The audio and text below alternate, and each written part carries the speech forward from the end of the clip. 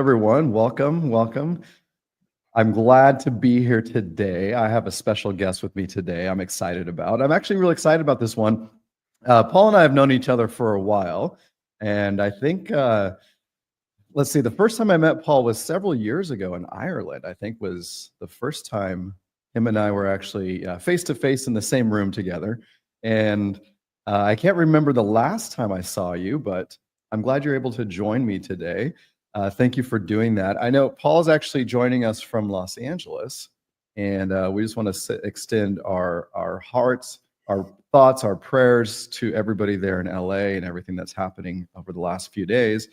Paul has been under some evacuation orders the past few days. He just was talking to me about that, and but he did not have to evacuate. So we're glad that you're safe, your house is still intact, and we're grateful that you're able to join us today. I know a lot of people are going through some hard times, but thank you for joining us. I know the reason I'm excited about this one is if anybody has joined me on any of my sessions before, they know I always say, if I was a casting director, this is how I would do it. Or if I was a casting director, I would think this way. But today we have the pleasure of actually talking with a casting director, so I don't have to say that anymore today. So, Paul, if you don't mind introducing yourself to everyone and giving us a little bit of background. Let us know how you got started, what you're currently doing, and how you got started. Love to hear that. Sure. Thanks, Jeremy. And yes, a big shout out to all of our first responders out here who are working tirelessly to help save homes and property and lives. So we are still in the middle of all this, but I'm glad I'm able to be here with you today, which wasn't 100% assured. So I'm glad we're able to chat a little bit. I am a casting director. I live in Los Angeles, and this is where my base is and has been for many years now. I started, actually, as many of you out there start or have started as an actor. And that helped me a lot in terms of my transition into casting, because I understood how an actor's process informs their technique.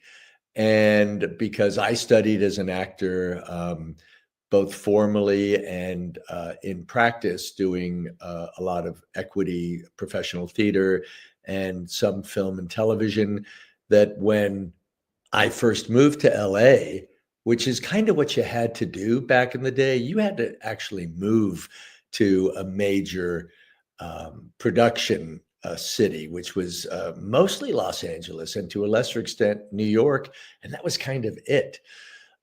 So there was a sort of an exodus of actors from everywhere else to LA. Now we can talk a little bit about at some point how that's changed dramatically, and that has benefited in many ways a lot of actors' access to the industry.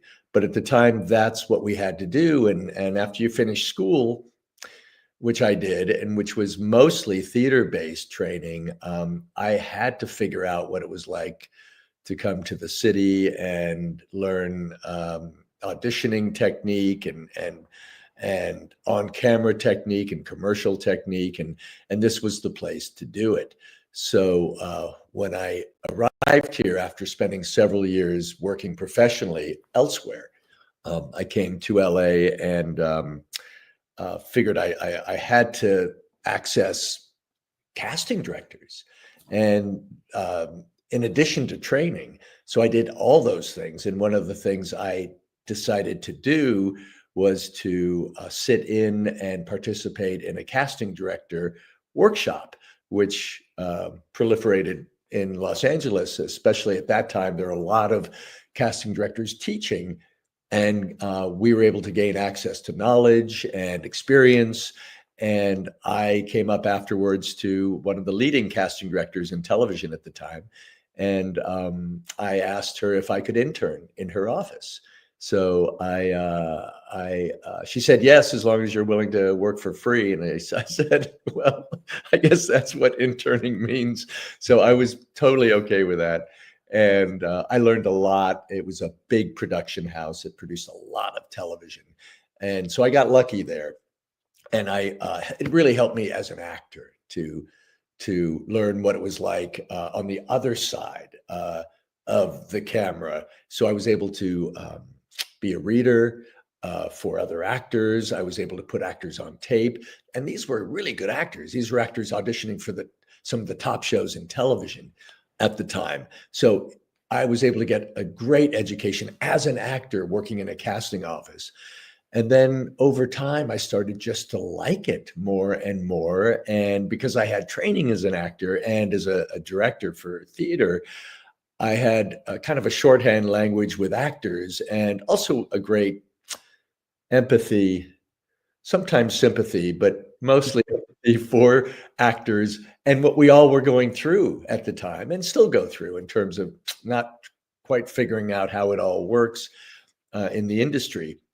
And that was a huge eye opener for me, to the point that over time, my bosses offered me a job, and they also said, you know, you're really good at this. You know how to talk to actors. You know how to uh, create results with them or get them to think about a scene in a different way. And that came naturally to me, I suppose, because I'd sort of grown up studying acting and being an actor, and now being on the other side, it took a little bit of the pressure off of me to be the performer and more the director and more the educator, which I think was probably a better fit for me in the long run. So I had some great mentors and great support and some champions along the way that gave me opportunities. Um, and then I had some opportunities to work over at a major studio, MGM, where I ran their TV division for many years. And that was also an amazing experience for me. And now I'm mostly doing a lot of independent casting in film and television. And a lot of international casting through the contacts that I've made throughout the years. And also, I'm an educator and an audition technique teacher as well too. So I coach over Zoom, which has been a blessing, and with actors all over the world, and travel and teach internationally. Audition technique for actors everywhere, because great acting is great acting, whether you speak Bulgarian, English, or or Australian. So, so that's where we are now, and I'm right now working on several well-financed but independent films. Many of them shooting, several of them shooting internationally. Oh, very good. So you work worldwide. You started off working for free, and they eventually decided to pay you. Yeah, you kind of have to, put in the time, and you have to really let people know that what you're willing to do. And that was a big lesson for me. I wasn't sure. I thought, gosh, should I keep acting? Should I move into casting? I was also a production assistant for a while, working on set and location scout. And I was doing a lot of different things. And then I had to sit down and say, what should you focus on? And I had a couple of great mentors who said, we can't help you unless you tell us exactly what you want. So I had to sit down and pick one. They said, what are you good at? Pick one of them, focus on it, because you'll never really get good at anything unless you really focus on that one thing first. And once you become really good at that, then you'll have some opportunities to expand and wear different hats, which is exactly what I ended up doing. And the moment I decided that's what I was going to do, pick casting, lots of doors opened up, because no one really knew what I was. They said, are you still an actor? Are you doing casting? Are you a production assistant? Are you scouting? So that was a great lesson for me, and something that someone can tell you, but unless you really listen and hear it, you won't take that advice. until you're ready to take it. And I was ready to take it. And once you take that advice and take the first steps into action, that's when things start happening. Well, I love the story. It's funny because I talk to a lot of people on here, and it seems like everybody started off somewhere, and now they're doing what they're currently doing. And I tell people all the time, I tell aspiring actors how, or models, or anybody that's interested in the business, how important it is to network. Always be networking wherever you go. Network, because the person that you're talking to today might be holding the microphone on set for you, but tomorrow they might be a casting director, or tomorrow they might be behind the camera directing a film, or they might be a writer. And so, how important it is in this industry to really be friendly to everybody, to network wherever you're at, and to really just get to know people every time you're on set or around other people in the industry. Yeah, it is. You're so right about that, Jeremy. It's such a personality driven industry. So, more so than almost any other, although every business, in a sense, is personality driven, unless you're locked in a lab somewhere. Mostly it's face forward and engaging with people. And I think we need to do as much of that as possible, especially since so many people seem to feel isolated. We all need to sort of get out there and engage. And actors are, many of them, quite shy, that I've found. And they have to work a little harder at putting themselves out there, because if you don't make a little noise, or if we don't really get a chance to know you, you may be the most talented actor in the world, but we're not able to help you unless, again, you tell us and show us what you're capable of doing. So it's really important. Actors all over the world, in any market, even the smaller markets, get engaged as much as possible. Get engaged with the local film festivals. Every little town has a film festival now, it seems, or those 48-hour challenges of film festivals. Student films, like you said, if the student filmmaker that you might be in a short with, who comes from one of the local universities or colleges, in 3 or 4 or 5 years, they could be a director for film and television, because that's their dream, that's their goal. And it's important to stay in contact with all of the people that you work with, and continue to create new relationships and put yourselves out there. I know sometimes it can be a little overwhelming for actors to constantly be on, but you don't really have to be on. You just need to be engaged and let other people know what you're working on, how much passion you have for it, what your goals are. And again, when we see that kind of attraction to moving forward and in a positive way in your career, there are people out there. All of us are happy to help, because we all had to start that way as well. Right. Well, I have lots of questions for you. So I'm going to get started here. That's why we're here. Sorry.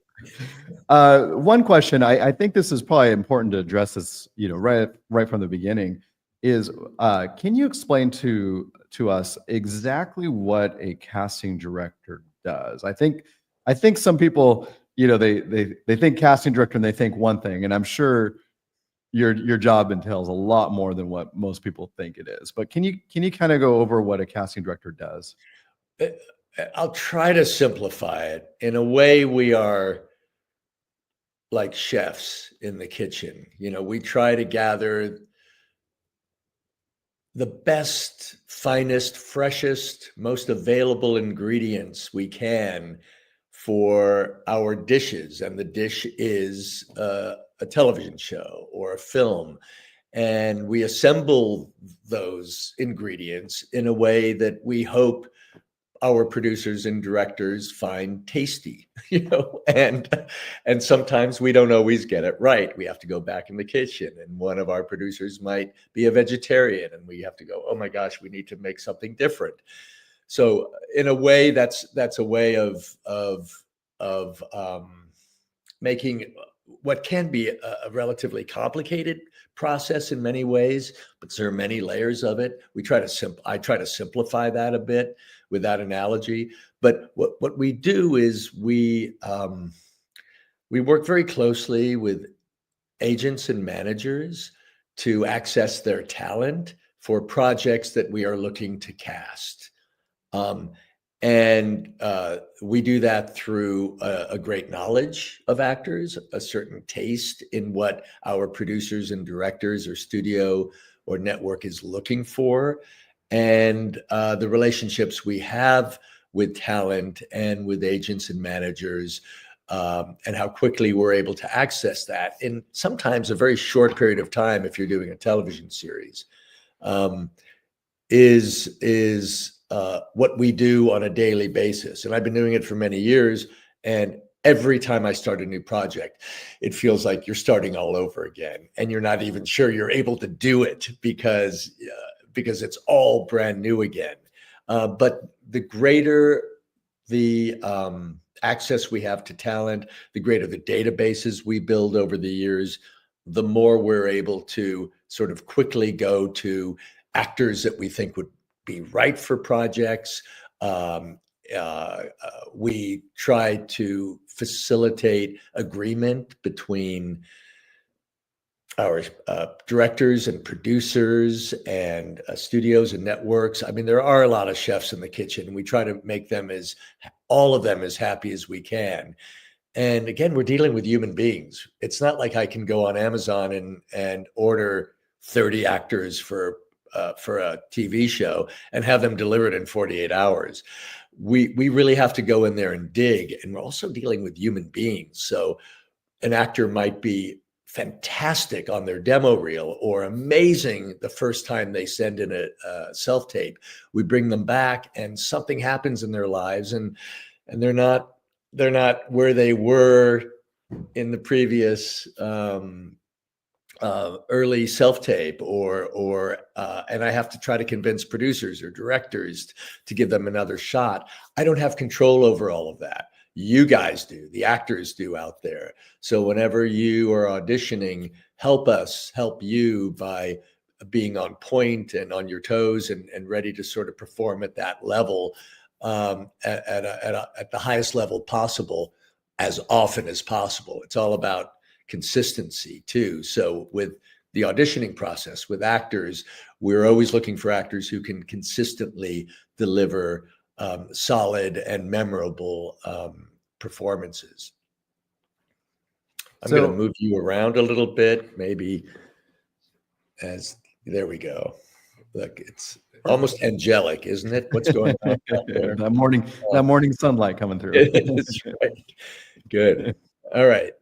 I have a question for you as well. So obviously you deal with a lot of actors, and your job is to find the right one. You have to say no. I tell people this all the time. If you see 100 people, 100 self-tapes, your job is to say no to 99, right? So how many times are you casting and you have a hard time to decide, let's say like the top 3? Like, tell us a story about like, how do you determine sometimes who you're going to choose, especially when you love, 2 or 3 or however many that are there? Well, you're right. The unfortunate part about this is many, many people can audition for a role and only one gets chosen,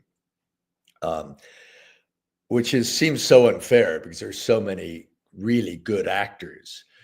So to put a positive spin on that, rather than wah, wah, the positive spin is, because we see a lot of really good actors, what I try to do is, I feel really fortunate when I'm able, out of maybe 300 self-tapes, if I can pull 8 or 9 really good auditions, and some of them may be very different. Some of the visuals might be very different in terms of the way that the actors look or their types. and even a bit pushing on age ranges a little bit, depending on what kind of flexibility I have from my producers and director. And then what I try to do is, again, present the best of what I think the producers and directors should look at, and have them choose. Many actors think that casting directors make the decisions. We may make the decisions on who we curate for the producers and directors to look at to streamline the process for them. But we don't choose the actors. The network does, or the studio does. We just give them what we think are the best options. And the best options that we present are actors that we would be happy, any of them getting cast in it. Also, the good news is if you are able to get that kind of callback, or you rise to the top of that, even though one actor gets chosen, all of those actors are remembered, at least by casting, because we found their work compelling enough to take to the next level. And even though only one actor is chosen, they look at all of them and they remember those actors. I remember those actors.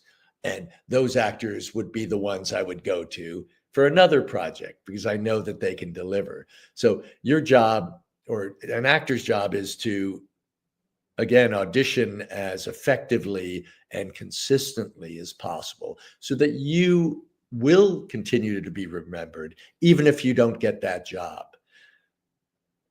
And actors sometimes forget that. These auditions go out into a void, especially if it's a self-tape, and you may never know that how close you came, maybe necessarily. So just you have to think always that, gosh, I did feel good about what I did. I got to send it out there and just try to let it go, and hope I get another audition and continue to do the good work. You don't often get the validation maybe that you deserve. We just don't always have time.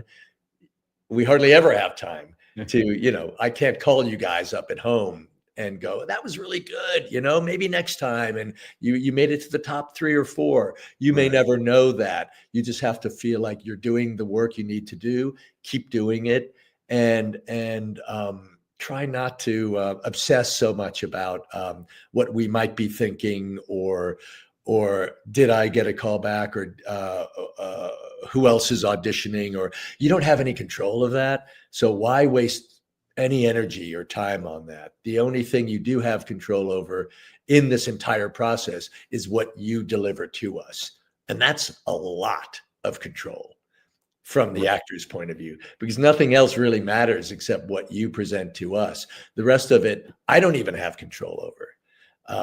It's really the studio and the networks who dictate to me that we're going to maybe change a role to another gender or another ethnicity. I don't have any control of that. And you guys may think, oh gosh, I felt good about that, but never heard from anybody. Well, we've changed the description of the character, overnight. And I don't know anything about that until I hear about it. And I can't alert everyone, thank you for your audition, but we're going a different way here, and you won't be exactly the type we're looking for now. So don't worry about all that stuff.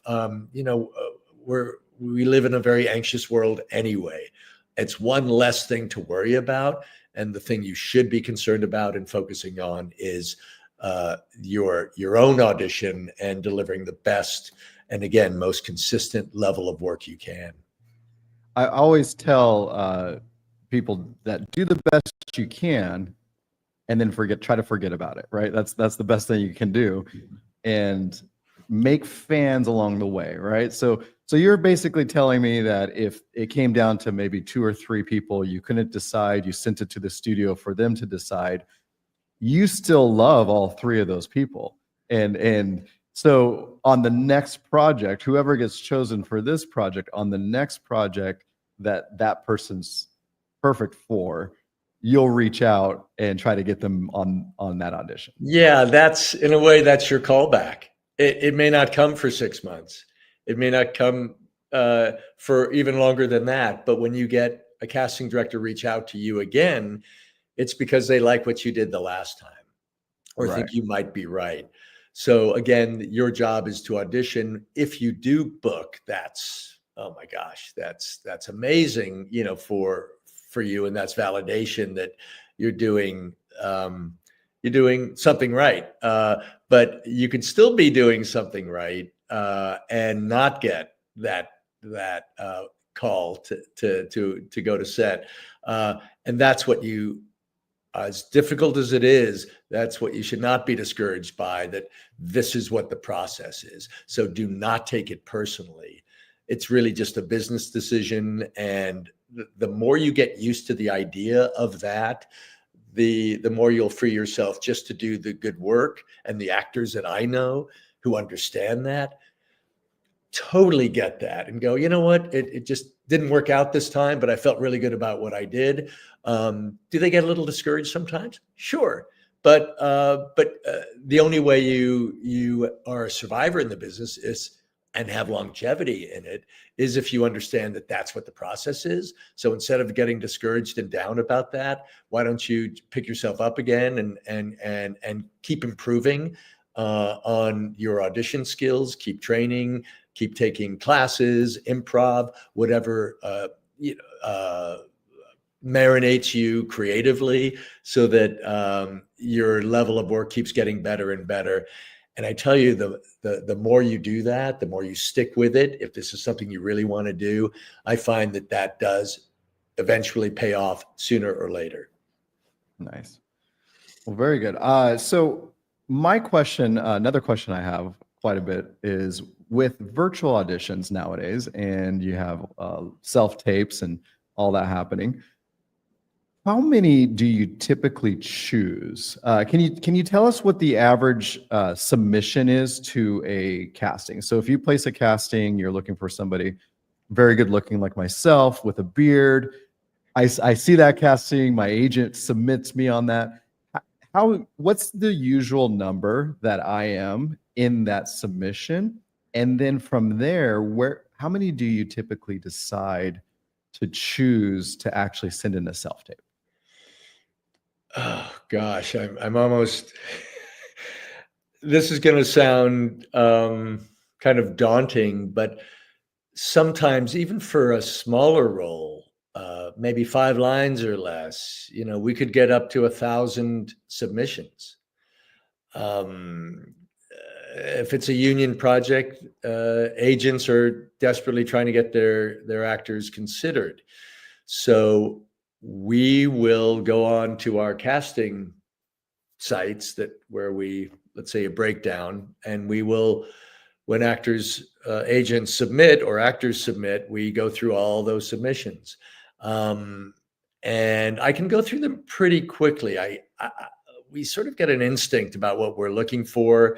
Some of the actors we know. So if we know them, another reason why you want to keep relationships current is, oh, right, I remember that actor. I had them in for something else, or I ran into them somewhere, or they were at a film festival and we chatted. Yeah, I'm going to have them come in and read for that.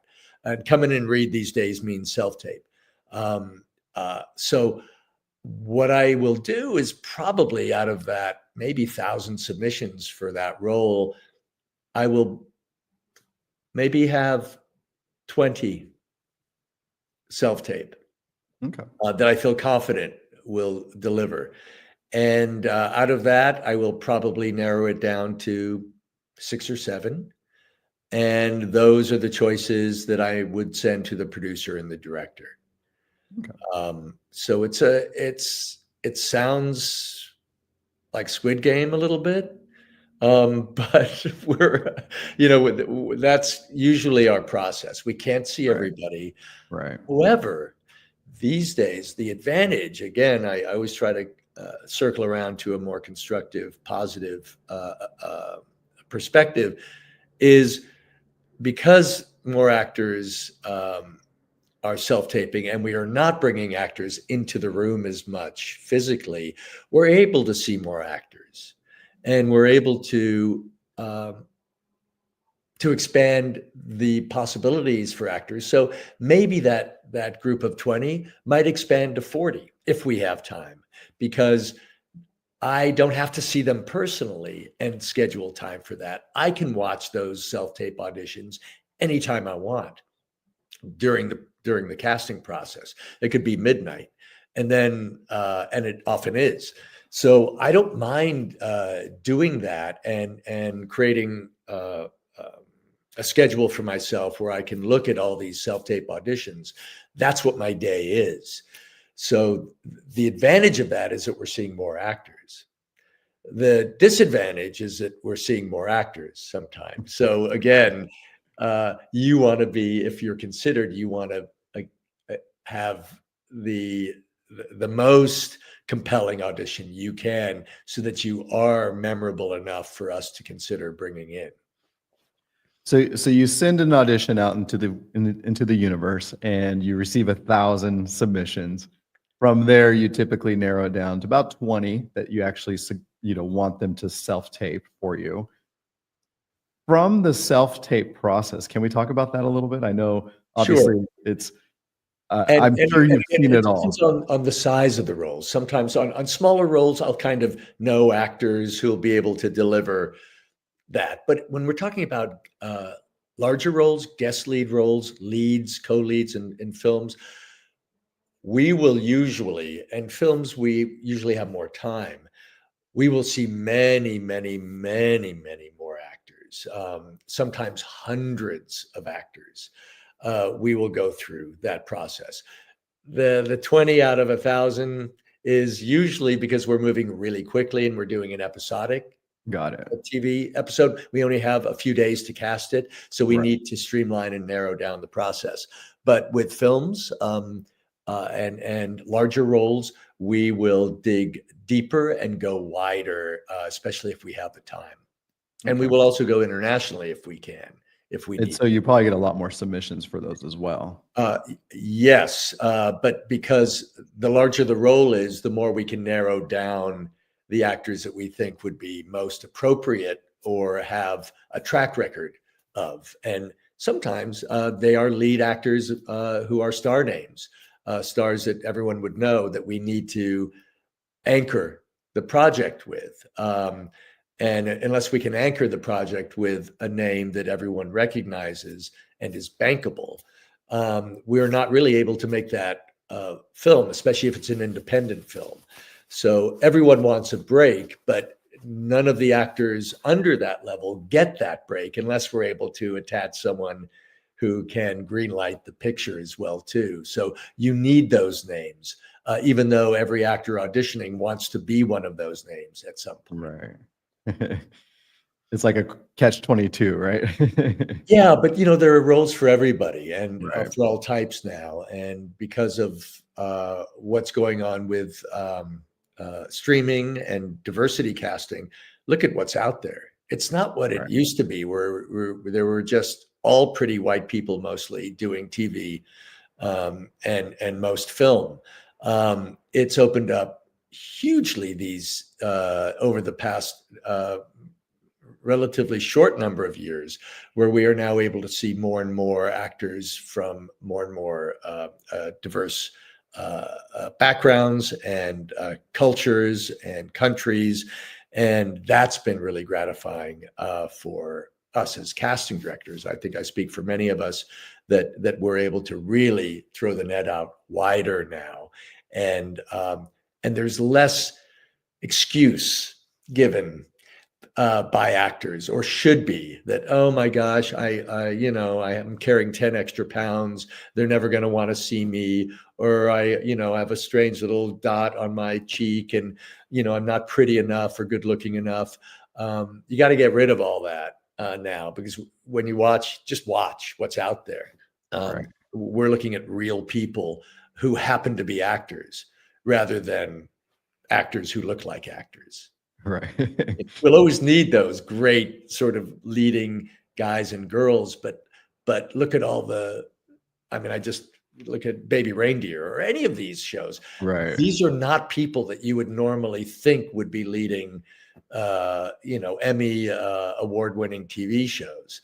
Right. So take heart in that, and also stop using that as a point of victimization, and be the best actor you can be, because we are telling far more diverse stories with far more diverse actors than we ever have in the past. And I think that's an amazing thing for everyone, including audiences, casting directors, and actors, of course.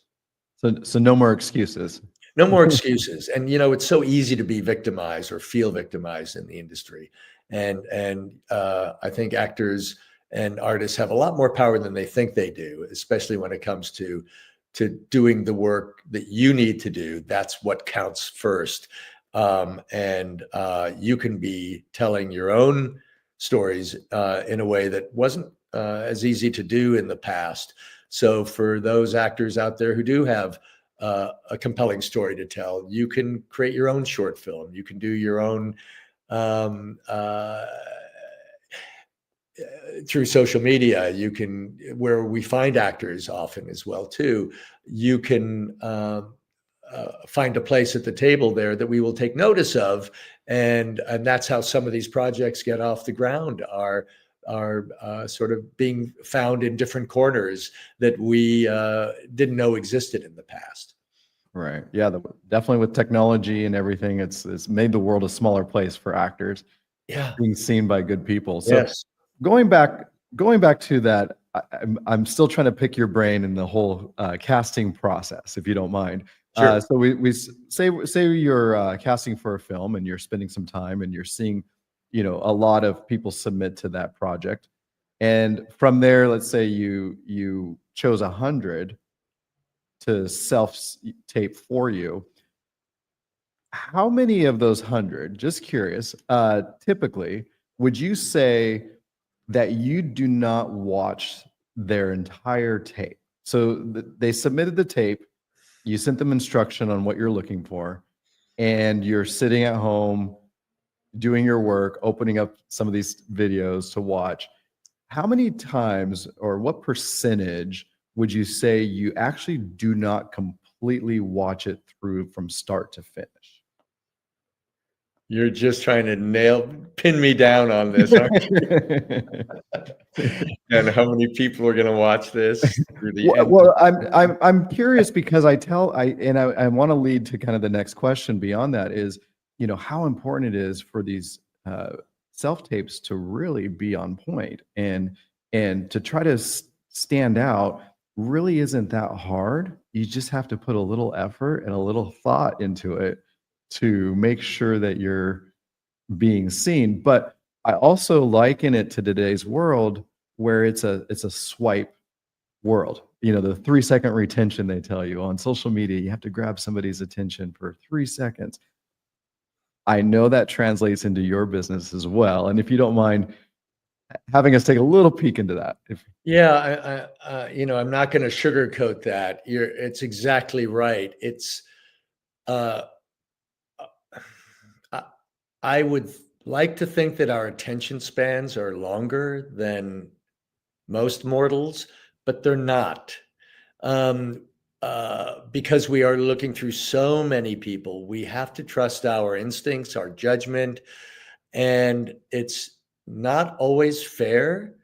But we do move relatively quickly, and we do need, in that first handful of seconds, really, we start to make judgments about the way the actor attacks the role or the visual. Is it exactly what we're looking for?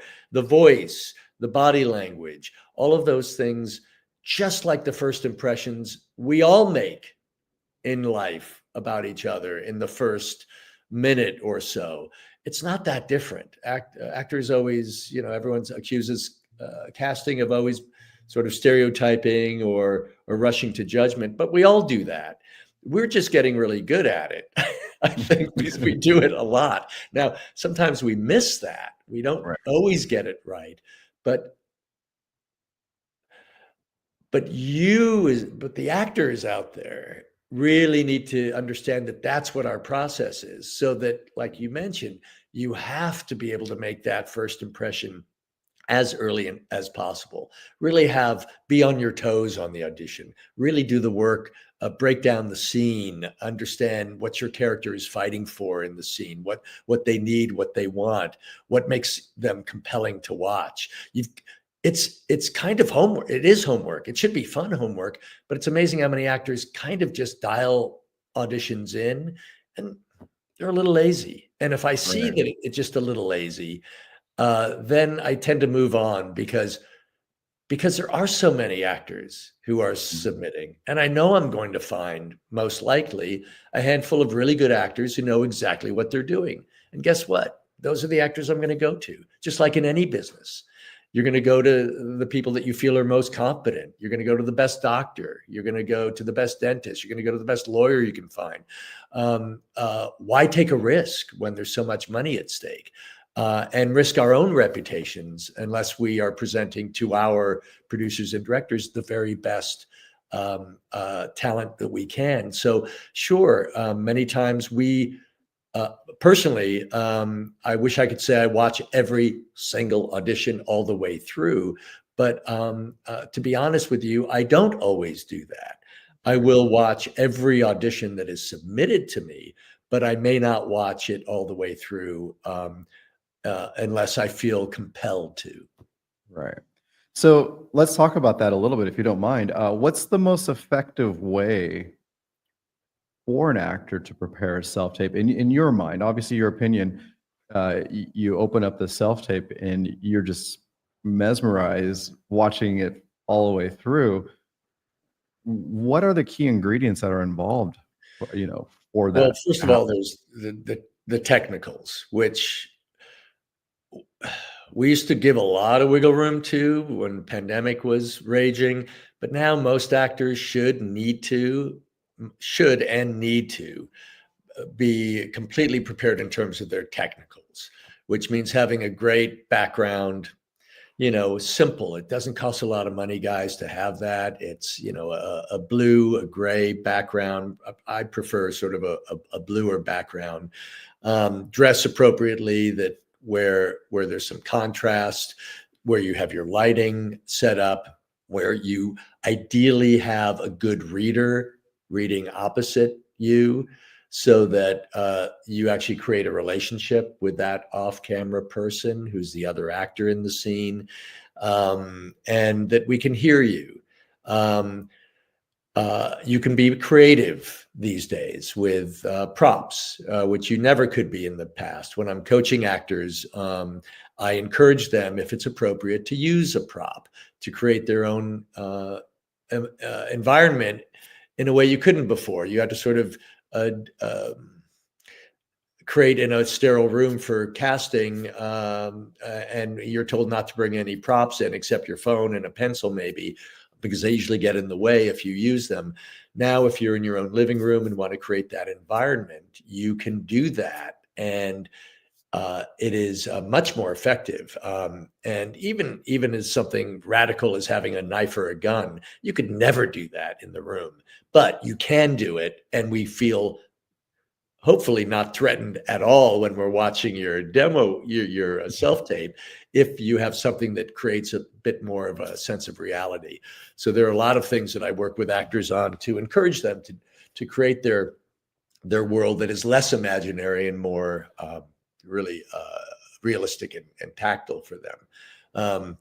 And I feel like I'm going off into a little bit of a tangent, but what was your question? Well, no, just, what are some of the key takeaways when you're Yeah. So mesmerized? it's really creating your environment as much as you can. And then it's really looking at a scene, even if it's a smaller scene, and breaking that down so that when you start the scene, you have, and now we're getting a little bit in the weeds in terms of technique and training and foundation, but having a strong emotional moment before, or a physical moment that creates um, creates in the eyes of the casting director of a character that is coming from somewhere, that just doesn't start cold with a line, that has an emotional beat or a physical beat that sort of catapults them into the scene. It can be subtle, or it can be quite physical, depending on how the scene is written, so that we feel like we're drawn right into it instead of it just starting cold from nowhere. And sometimes I just see actors auditions just start dead, and then they say the first line or they react to the first line. So we need to see a life behind the eyes that is created before the first line comes out. And then a follow through in the rest of the scene where there's real intention, where there is when we see a character strategically trying to figure out what they need from the other character, so that we are brought into the scene in terms of a real relationship that, you know, and a sense of humor or conflict or any of the, you know, emotional responses we have in everyday life that makes it interesting to watch.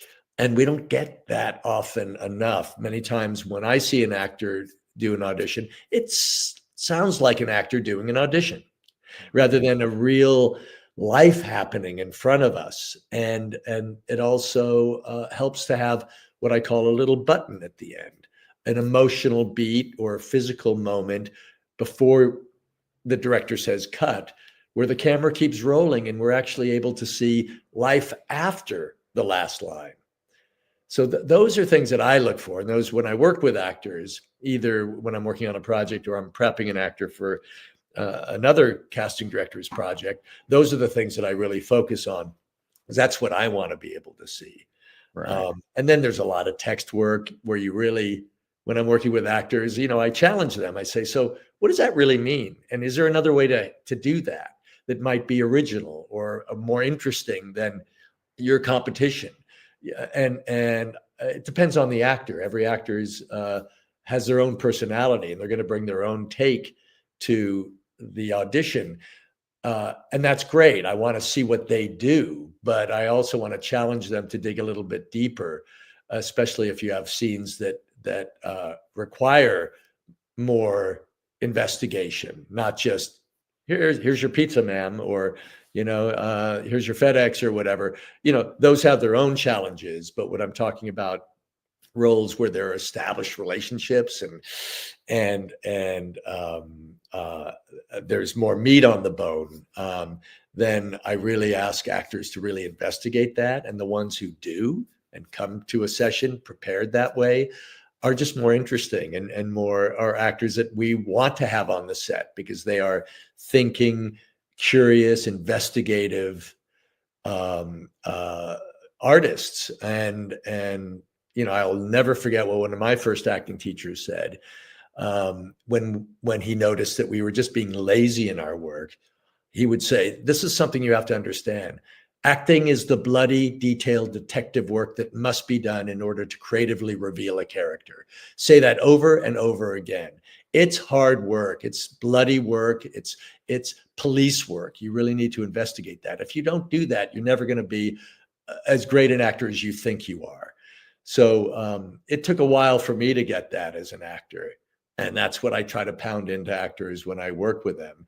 Even established actors who've been on series that I work with, they're always discovering new things. And sometimes you need someone to sort of, either a director or a coach or someone who will challenge you to think a little bit deeper than maybe you're used to, because you've done it for so long. And sometimes, you know, actors rely on their tricks, and the best actors are always reinventing and re-exploring possibilities. And that's what we look for. That's what I like to see in an actor's work.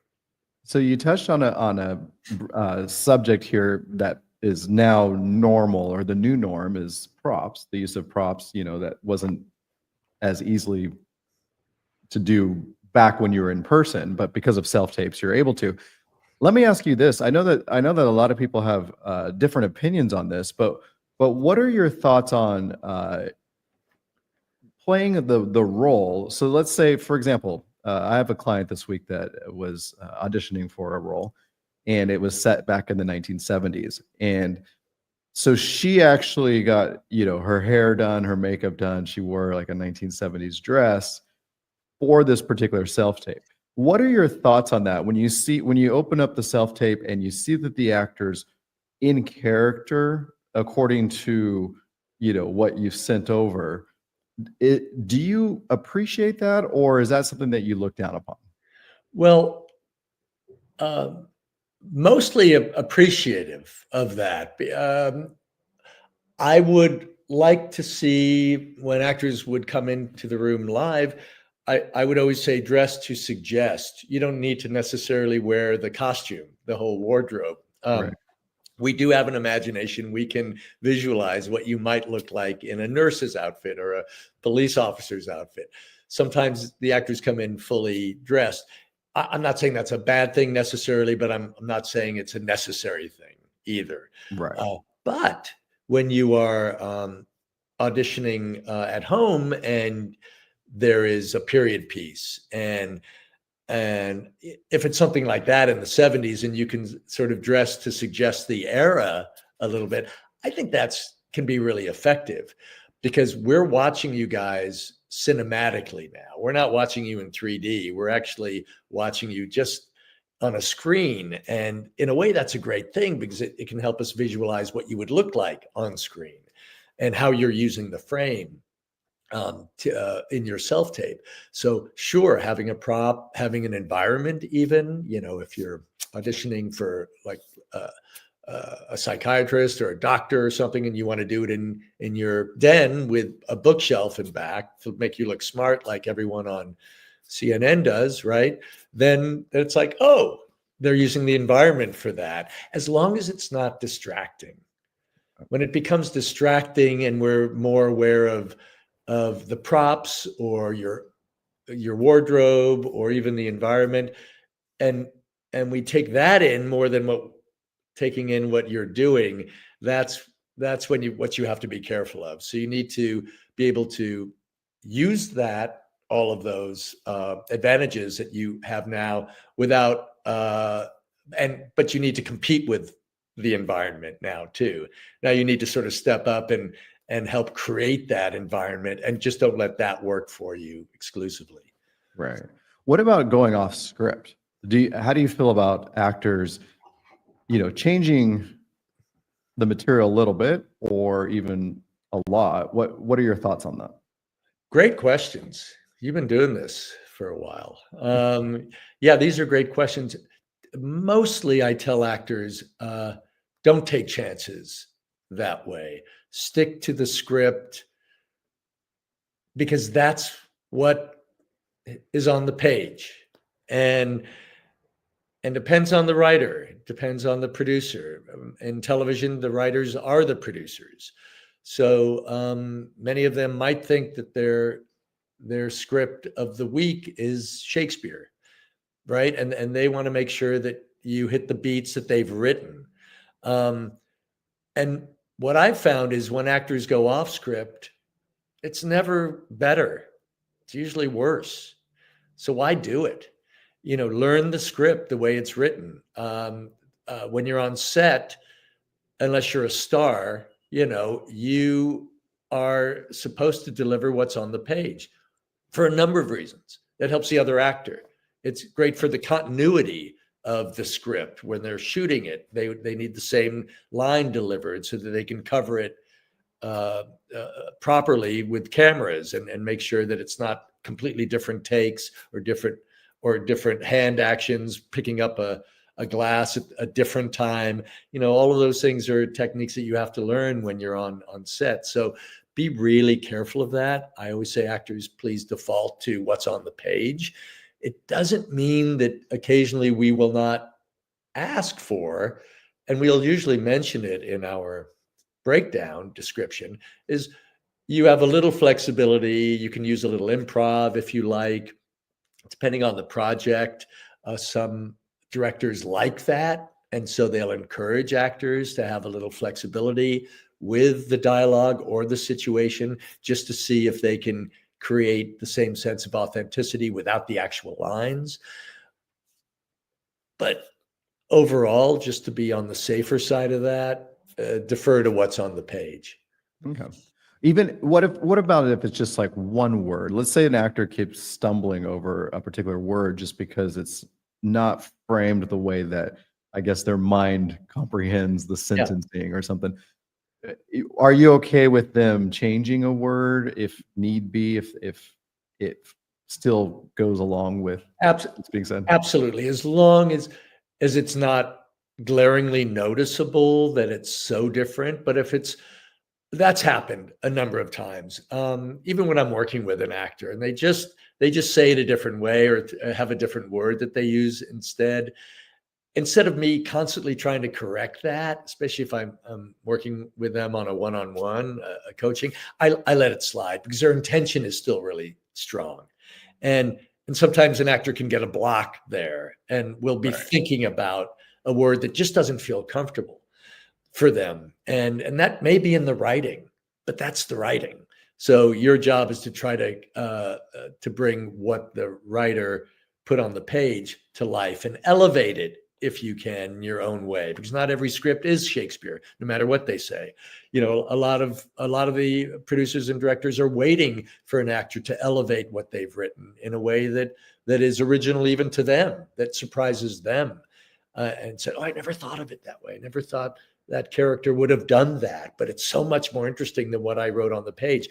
That happens all the time, and that's gold when I see an actor bring something truly original to material that might be relatively pedestrian and not not necessarily award winning. Not everything is going to win an Emmy out there. We're seeing a lot of content, and every actor, that's their job, is to try to elevate material that may need it. And then there's great material from like an Aaron Sorkin, let's say, that you just need to support the language Right.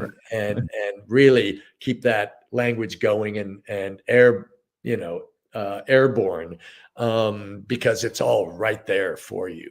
It's already in the text, right? So actors have a lot of challenges, but you need to look at the material and make it your own without making it a Frankenstein creation of your own. Got it. Going on, I'm seeing questions here in the chat. I want to address a couple of these from the viewers. One viewer is asking, what's one of the most important factors that you're looking for while working with an actor? So, what's one of the things that you would want to see from an actor when casting? Uh, Gosh, well, when I'm looking at submissions, what I like to see from actors are really strong headshots that represent what they look like, and ideally some demo material, something, even if it's a self tape for another project, so that I can see what they look like and sound like and how they approach a scene. I think we're relatively generous these days when actors do not have a demo reel. Maybe they have something they can upload that we can look at so that we can see them in 3D and really get a sense of who they are and what their potential might be. Um, and then I think just distilling what we talked about before, Jeremy, about what we look for. It's an actor who brings, intelligence and investigation into that role, even if it's a smaller role, where we really see them living the life of the character, that feels like it's the first time. Which brings me to something that I better address before you ask it, and if you don't ask it, I should address it. Is for actors to be careful about. Well, let me just say this: there are advantages to self-taping. The advantages are you can do it as many times as you want. The disadvantage is you can do it as many times as you want. And I tell you, the more time you redo your audition, your self-tape, and try to get it perfect, every time you do that, I find that the air just starts coming out of the audition. It becomes more and more inorganic, over rehearsed, over practiced, over studied, over delivered, just to get everything sort of right. You may think, and then you're in your head because you're watching it over and over and over again and said, that was a little off. It didn't feel right. The more you start questioning that, the more likely it is that when we're watching it, we just see more of a slightly robotic, less organic, less raw, less human self-tape. So do all the work first, then self-tape. And I swear, for the most part, you'll get it done in 1 or 2 takes. When I work with actors, they know to come to the session prepared. And I say, we're only going to do this a couple of times. We're going to investigate maybe a couple different ways to do it. Maybe we'll lay down 2 different versions. But if we have to self-tape or redo this 3, 4, 5, 6, 7, 8, 9 times, it's just going to get worse. Right. So be aware of that as well too. And it's hard because there may not be anyone there to show it to, and all you're doing is looking at yourself, and we're our own worst critics sometimes. And that even goes for if it's a missed word or kind of a stumble, or that's what people do in real life anyway. Right. So I'd much rather see a sort of a raw, sort of fresh audition than something that's been over rehearsed to the point where it just becomes stale and predictable. Right. Definitely. Yeah. I see some clients of mine. Sometimes they say, okay, I'm going to send you the tape. I'm getting started now. I'll send it to you when I'm done. And 4 or 5 hours later, here comes the tape. And I'm thinking, wow. And they've been working on it all that time, or the next year. Right. How many times?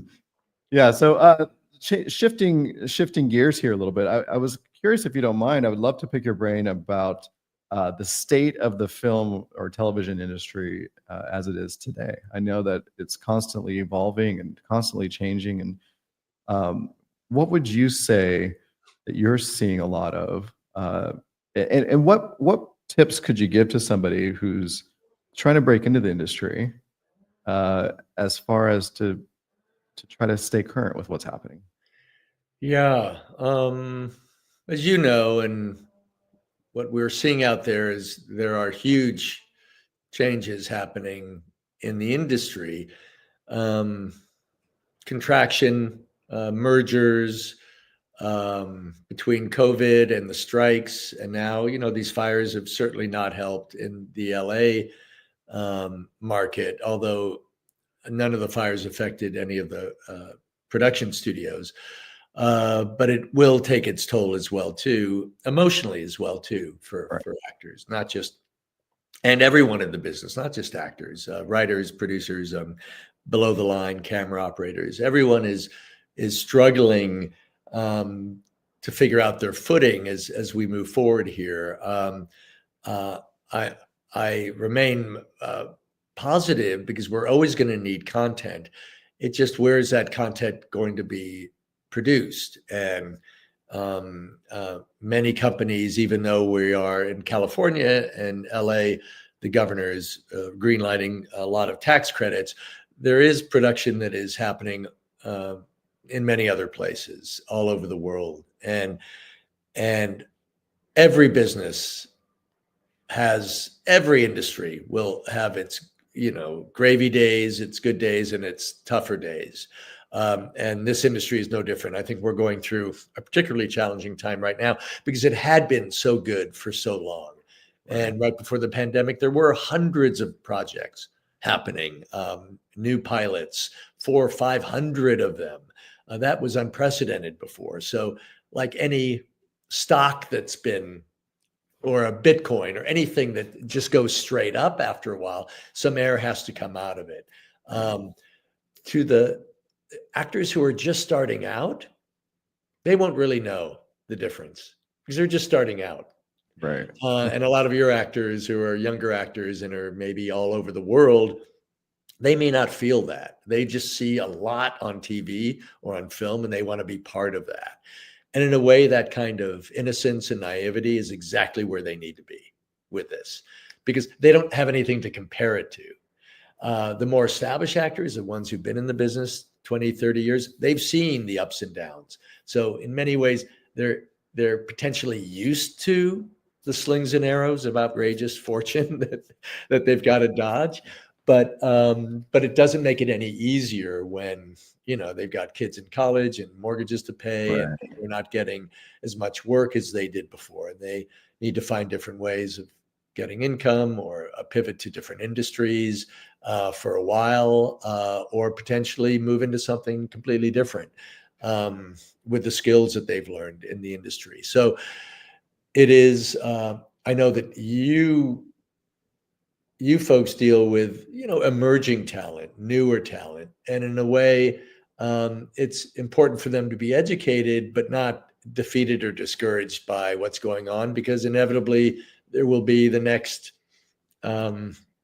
new frontier in the industry that will give them opportunities. And I don't think they should over focus too much on the short term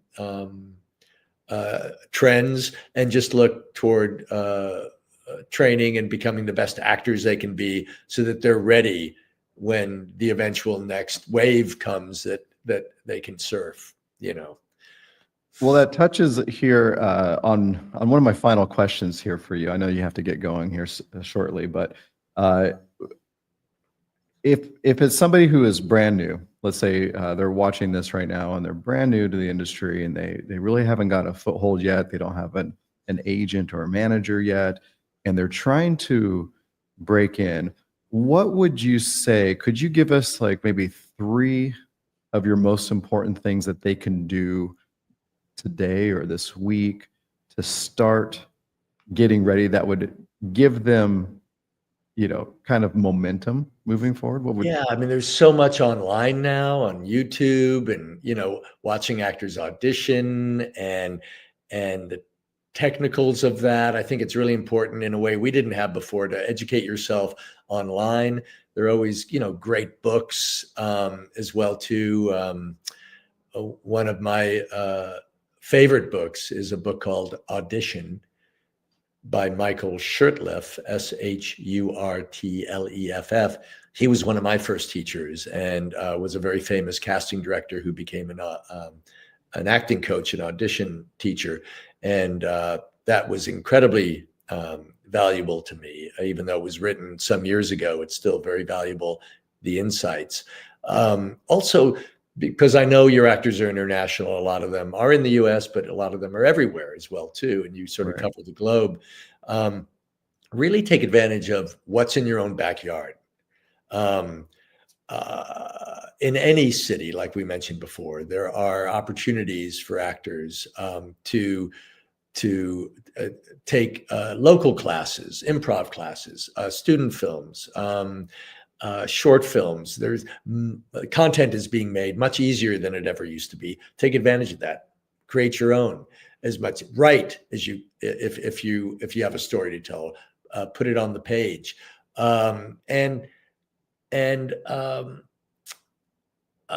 I know every actor and everyone has a dream. I just want actors to be as educated as they can be, and because so much is online now, even classes are online, as you know.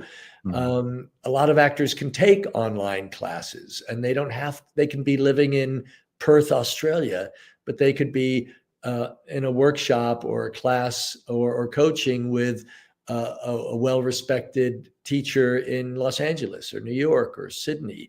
So the world is much more available than it used to be. And that's why, even though actors' dreams are to maybe come to LA or come to New York, you don't necessarily have to do that until you're ready, because it's a huge financial, emotional burden to take that leap. And until you're ready, you can build your experience and resume and your foundation wherever you are. So don't be afraid to just look out in what's right in front of you there, and create relationships in your own neighborhoods first, and that will begin to build relationships elsewhere. And the more you do that, because we are looking all over the world now, we'll find you. when we see that you're creating content and you're becoming one of the better actors in your area, we have a way of finding you, either through the local agents who find you and then present you to us. So don't be in a huge rush. It is a marathon. It's not a sprint, and it never has been. Even though it feels like some actors have just come out of nowhere, that happens really rarely. They usually come from somewhere and they work really hard at it. It's very rare where an actor just pops and stays on top for their whole careers. There are always going to be hills and valleys. And I think for a lot of actors, it's better to take it one step at a time so that when you do get those breaks, you'll be ready for them instead of having them happen all at once to you. Well, I have two final questions. One is touching on what you just spoke about, and I know the answer to this, but I just want to hear it from you. At what point should an actor stop training? Well, you'd probably say an actor should never stop training. And I think in every business, every industry, there are always these opportunities to to go to seminars and workshops and learn new techniques. I just went to I had a shoulder injury, and I talked to the orthopedic surgeon, who was relatively quite a young guy, and he said, "Oh my gosh, there are so many amazing techniques that I didn't know when I was in med school, and let me show you this. And this is just starting to happen, these kinds of surgeries." And so I just came from this whole weekend where they introduced us to this, and it wasn't radically different from what I did, but it is so much better than what I learned. So to see that kind of passion in a doctor or in real estate or any industry, and we're all changing, whether it's tech, AI, everything is changing pretty quickly. So actors need to do the same thing. They need to stay on top of their craft and not just rest on what they did before. They want to keep creating. Why else do you want to be an actor unless you are going to continue to reinvent yourself and be in a creative world as often as possible? I mean, that's why we're all doing this, is because it is rejuvenating. It does new green shoots grow out. You just can't grow the same crops all the time. You need to be able to pivot to what the industry is changing to. So I think that's really challenging, but it's also really rewarding, and that's what we look for and try to do ourselves. Always be growing, right? Always be improving. Yeah. Well, in your personal life too, I think that that really, especially for actors, that's really useful to keep growing in your personal life and exploring, and whether that's travel or meeting new people, and that just makes you a more interesting person and ultimately a better actor. One last question here for you before I let you go. How important is it? I know you touched on this very briefly when we were talking about auditions and self-tapes and what you're looking for, but on the headshots you mentioned keeping current with the headshots. Can you explain that just a little bit more? When you select somebody based on their headshot, but then when they show up or their tape and they don't look like their headshot, has there ever been a moment where you thought, "Oh, I'm watching the wrong person"? Like, "Oh, all the time. I mean, I didn't ask this person to audition." Yeah, that would happen all the time. I think that's also gotten a bit better as well too. Headshots should everything's digital. You have opportunities to do 4, 5, 6, 7 different looks. They should all be variations of who you are. Again, technically, they should be really well taken. I have certain preferences in terms of backgrounds and which the bottom line on this is that we really want actors who look like they look like on a good day, Right. or even not always on a good day. If it's an actress in her mid 40s and there is a headshot of that actress as a real estate agent, where she just is more professionally presentable, but looks like who she is, and there's a certain authority to that headshot, where we would cast her in these sort of white collar roles. Great. But I also love to see that same actor dressed down, maybe a little more blue collar, a little more rural, a little less put together, especially if they have that kind of face that supports it. Then we could potentially see them in different kinds of roles. So we want to make sure that whatever image you want to portray or want us to be able to evaluate, that those are the roles that you actually could also play. And it's just not dress up. It is, these are roles that you would like to be considered for. You can play this upscale, Beverly Hills real estate agent, but you can also play maybe a housewife or a soccer mom in Oklahoma, and those are the things we look for. So to be able to have that variation, which helps us think about the possibilities for you as an actor. So work within your range of what you think you can play, and then make sure that you have headshots that showcase that. I've never been in your shoes. I've never been a casting director, but I have had interviews, hiring people. Yeah. And I, at one point, maybe about a year ago, I was requesting interviews, and I said to each person that was applying for the job, I said, please submit a headshot. I'd love to see what you look like, see if you're going to be like kind of the right fit for what this was, customer facing opportunities, right? And I received, several of those submissions, and I chose a few of them to, come on a live Zoom chat. And there was one guy, I will always never forget this, because I'm like, this is how casting directors must feel, because his photo was great, but then when he came on Zoom, he was 20 years older. I'm like, this is not the person I chose. Yes. Yeah. It's like a dating website. So, buyer beware. Yeah. And that's it too. Actors need to be aware of what they look like. And again, these days we're looking for real people. We're not looking for overly made up, overly or 20-year-old pictures. And then we think, oh gosh, that actor doesn't really know who they are. And if you really don't know how you present and what you look like, we're quite unlikely perhaps to have you audition, because you're living in a different world than we are. Got it. One last question for you before you leave. I know that you mentioned that you work with actors. Is there any place that somebody can go to? Let's say they're seeing this and they would love to have the opportunity to work with you for some coaching, some training, or whatever. Do you have anything official? Like, what do you recommend they do to be able to reach? You can always I do have an actor dedicated email, and it's really simple. It's Paul Weber casting@gmail.com. So you can reach out to me, and if let me know if I can help in any way, or I'm happy to do that. I also have Instagram.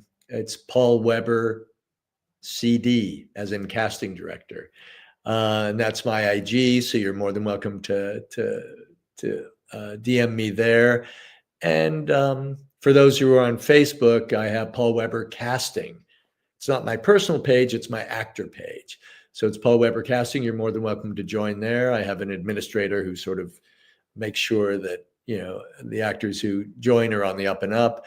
And on that site, you can look at what other actors are posting, projects they're working on. You can learn a lot from what they're doing as well too. Relationships can be formed there as well too. I monitor it. I'm not always responding to everything, but I do look at those feeds. So there are always ways of staying in touch, either directly through an email for actors who are looking for a little help, or Instagram, which is partially personal, partially work, partially travel, and just where we can engage that way. I don't follow everyone, but I do keep an open mind toward actors, especially the ones who reach out with a question. Okay, perfect. Well, we appreciate your time. stay safe out there. Obviously, thoughts and prayers to everybody there in LA. And thank you for taking a moment and kind of enlightening us more about your industry and the way it operates and what we should be working on to better ourselves. We really do appreciate that. And I'll put in the notes as well, your Instagram and everything for people to be able to reach out if they do have a question or want to work with you personally on a project.